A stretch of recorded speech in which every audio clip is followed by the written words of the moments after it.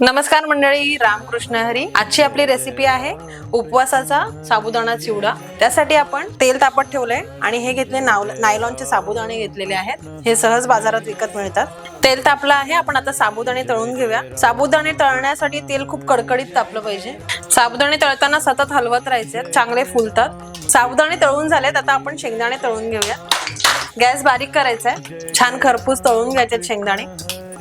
काजू तळून घेऊया, बदाम, शेवटी मिरच्या घेणार आहोत आपण।